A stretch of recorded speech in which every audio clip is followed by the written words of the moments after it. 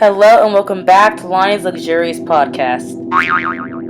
On today's episode, I'll be analyzing a highly requested video. You guessed it, today's movie will be It, along with snippets from It 2, which is based off the novel by Stephen King. In Jerome Cohen's Monster Culture, he explains we can analyze culture through the monsters they give birth to, with 7 different theses. Using these theses, today I'll be analyzing its antagonist, Pennywise, and presenting the cultural fears to why he is scared to the kids of Derry, and why he is scared to us, the audience. Besides the obvious that Pennywise is a monster projected to be terrifying, I'll be digging down deeper into how Pennywise reflects culture's fears. Now, let's jump into it. For those of you who have not seen it, 1. Shame on you, and 2. Don't worry, because before I analyze, I first need to explain who Pennywise is. He's an ancient alien monster who first originated in a dimension outside the region of space known as the Microverse. So, how did he arrive on Earth? Well, through an asteroid impact, he crash landed in present-day Maine. His most common form is a circus performer that goes by the name of Pennywise the Dancing Clown. Depending on who you are, you will always see Pennywise in a different appearance because he tends to emerge as his victim's worst fear. Now that the recap is done, let's get into the theses. I will first be discussing why Pennywise scares the kids of Derry, aka the Losers Club. In Thesis 2, Cohen states that as long as the cultural fear is there, the monster always escapes. Basically, as long as culture is still scared, the monster they created will always turn to them. One of the kids, Mike, 27 years grown up in It 2, explains that something happens to you when you leave this town. The farther away the hazier it all gets, but me, I never left. I remember all of it. Pennywise stayed in his mind and he's never forgotten about it. Even though it was over 2 decades ago, the emotional damage caused allowed for his fear to become buried inside him. But nevertheless, it is still there, so Pennywise will always scare him no matter how old he is.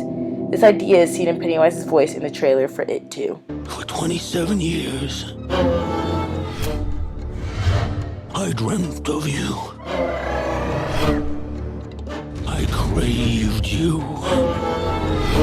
I've missed you. This clown has been hiding for 27 years, and he has only thought about these certain kids. They have this feeling they will never get rid of him. There is no relief, which turns to paranoia, which turns to this fear. So no matter how far away they get from Derry, his ethereal presence will always follow them. He always returns because they are always scared. Similar to Mike, Bill, the main character, blamed himself for the loss of Georgie, his younger brother, who he eventually finds out was taken and killed by Pennywise. The disappearance of Georgie is ingrained in Bill's mind, and every second of every day, he's thinking about what he could have done to help him. Pennywise knows this and uses the fear to haunt Bill and increase the fear boiling inside him. I want to go home. I miss you. I want to be with Mom and Dad. I want more than anything for you to be home. Mom and Dad. I miss you so much.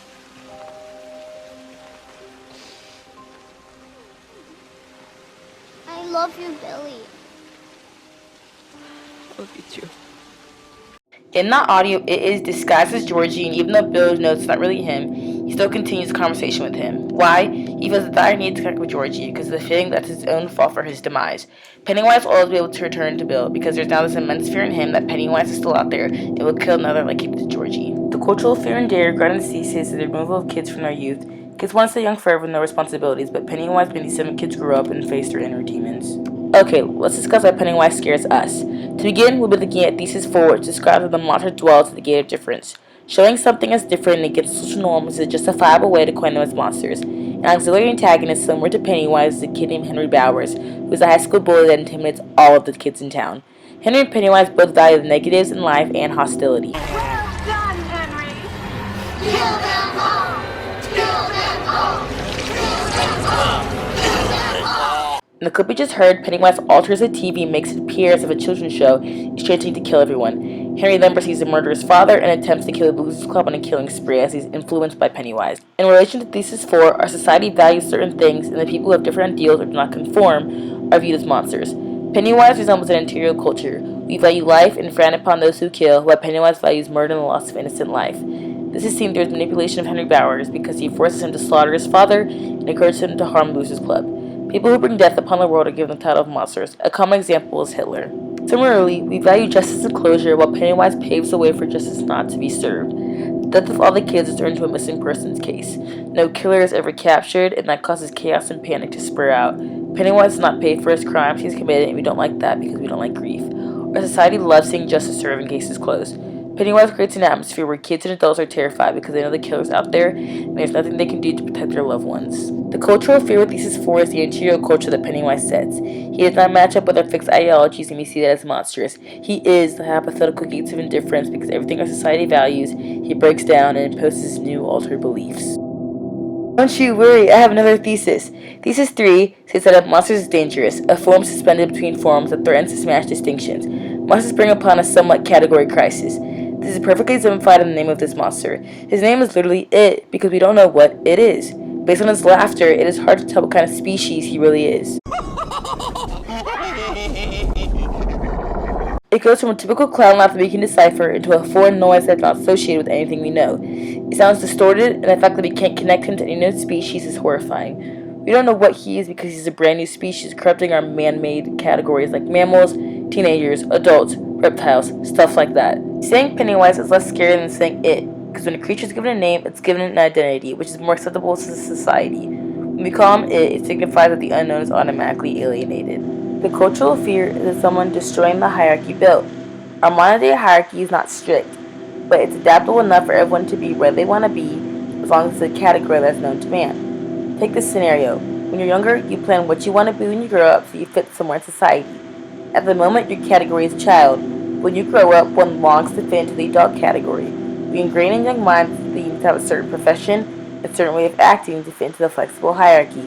Pennywise is a nameless creature that does not fit into our standard because we don't know exactly what he is. Therefore, we grant the name It, and that wreaks havoc as he brings along a crisis that breaks the man-made categories. Okay, this last thesis correlates to why Pennywise scares us, the audience, and the kids of theory. Thesis 1 declares that the monster's body is pure culture. What we fear is the exact embodiment of the monsters that scare us, hence Pennywise. A clown is a sign system that is supposed to resemble innocence and youth. When you hear the word clown, you think happiness, circus, childhood. Well, unless you're scared of clowns, then I would not recommend this movie. But Pennywise is the opposite. Instead of gifting love to the innocents, he takes them. Pennywise the dancing clown. Pennywise? Yes, meet Georgie. Georgie, meet Pennywise. Now we aren't strangers, are we? The scene we just heard was when Georgie's being taken. Pennywise attracts him with appealing childlike things like popcorn and balloons in a circus. This appeals to the youthful concept of clowns. He also introduces himself as a dancing clown, which makes him seem friendly and gives Georgie a chance to have a friend. Yet in reality, Pennywise is a manipulator and his personality is the opposite of what we want a clown to be. A clown should treasure childhood, but instead Pennywise treasures death. Wow, we made it to the end of my podcast. Using Jerome Cohen's theses, I was able to point them out and uncover that society is not as perfect as it seems. Thanks for listening. Come back soon.